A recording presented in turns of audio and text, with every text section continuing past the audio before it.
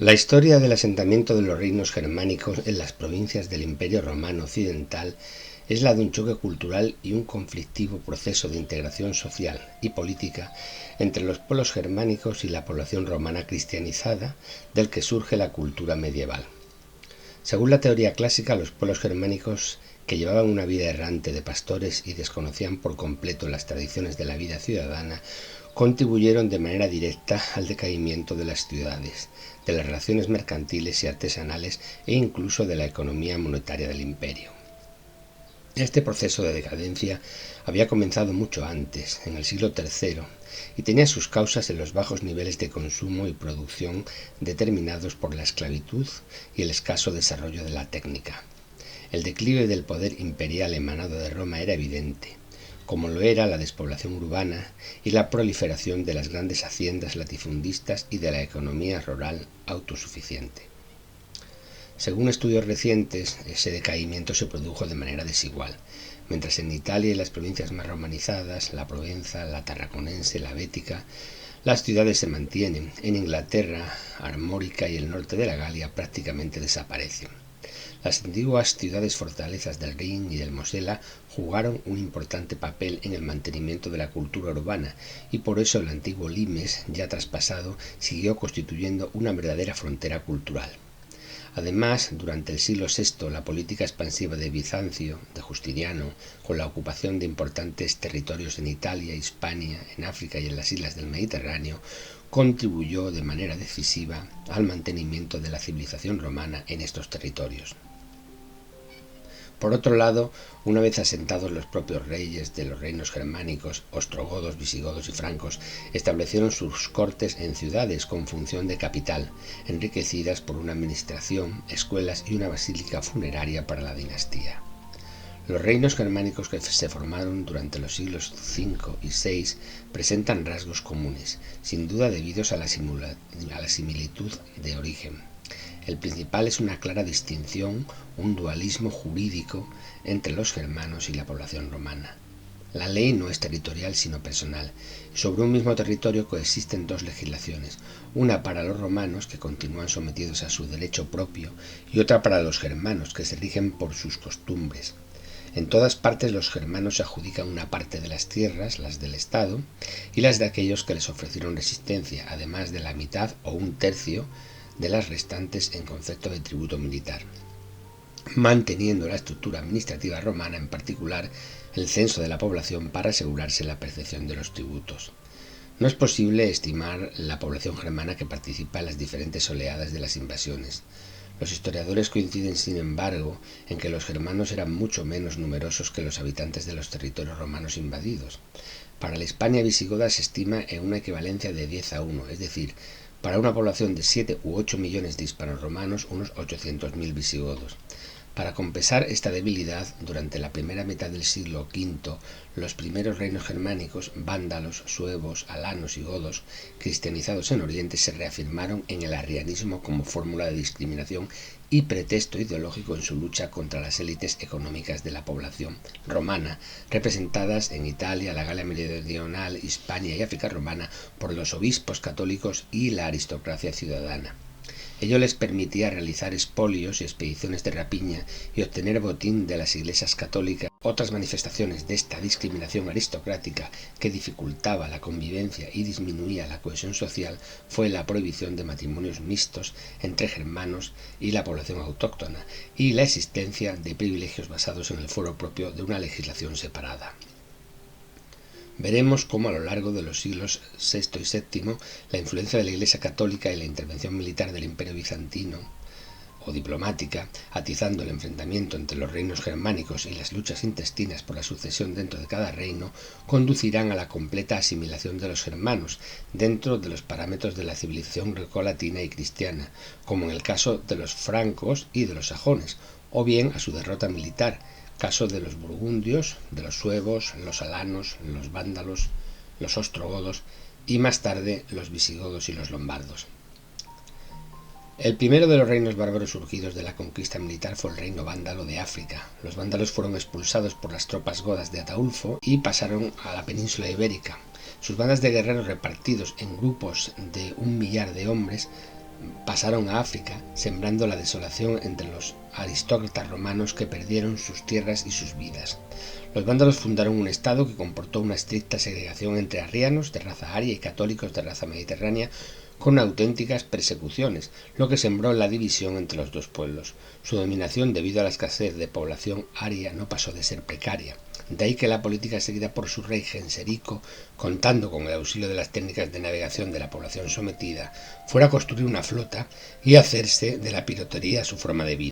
Los asaltos de los vándalos a los cargamentos de trigo fueron constantes, arruinando las comunicaciones marítimas y atacando las costas de Grecia, las islas del Tirreno y Sicilia, de las que se apoderó, llegando incluso en el 455 a saquear la propia Roma.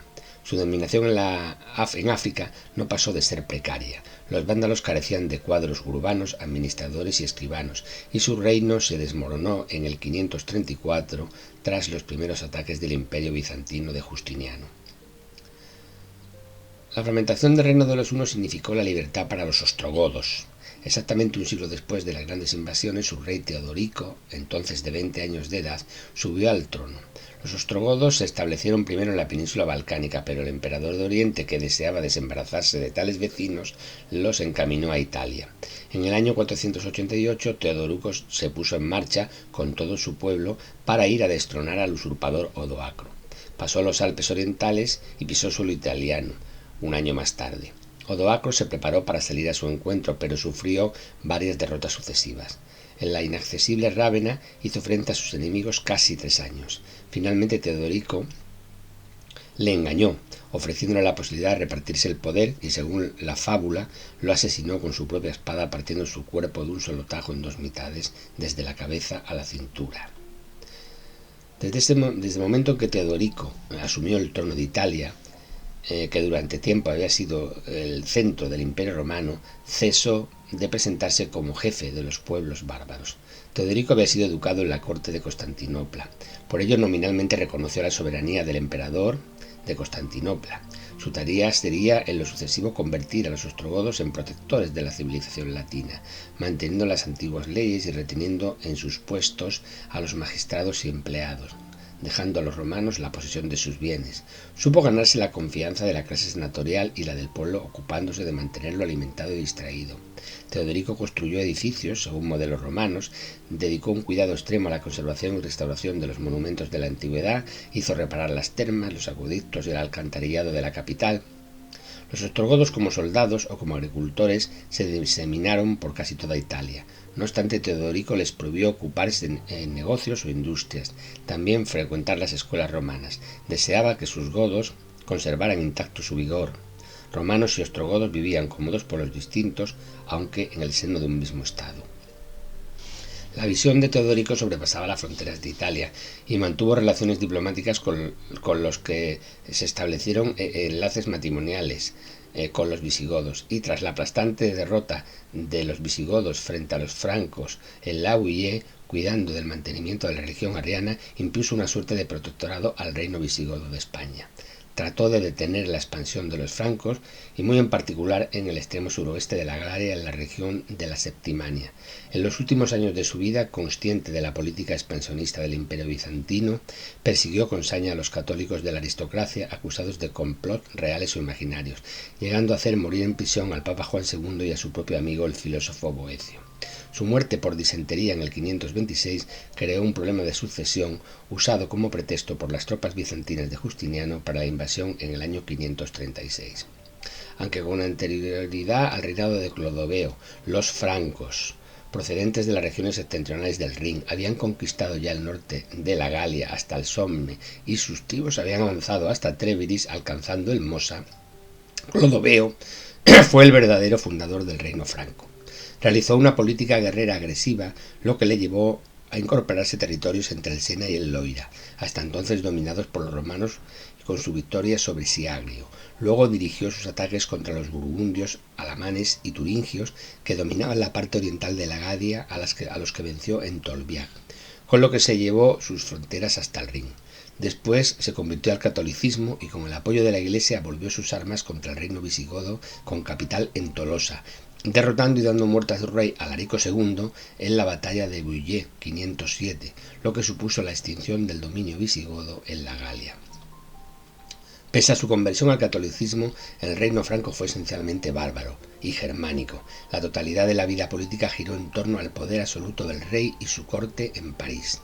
Después de la muerte de Clodoveo en el 511, sus sucesores siguieron contando con un ejército terrible y trataron repetidas veces de extenderse hacia el este, derrotaron e hicieron asesinar al rey de los burgundios, adjudicándose el país.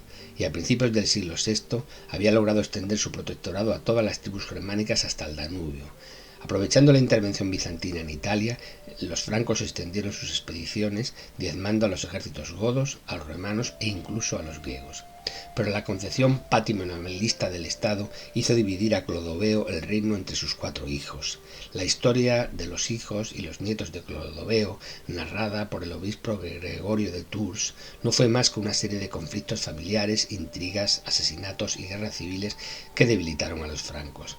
A principios del siglo VII, Clotario II quedó como único rey de los francos, reuniendo en su testa las coronas de Neustria, Austrasia y Borgoña, los 3 estados en que dividiera Clodoveo su reino al morir.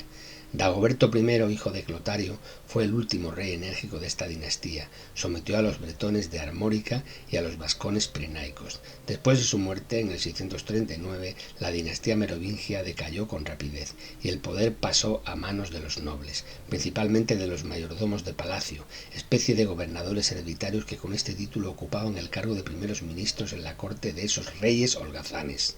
Una de estas familias de mayordomos de palacio, a partir de mediados del siglo VIII, los descendientes de Pipino de Heristal, que había vencido a todos sus rivales por medio de las despiadadas guerras, daría origen más adelante a la dinastía de los carolingios, a la que iba a pertenecer Carlomagno.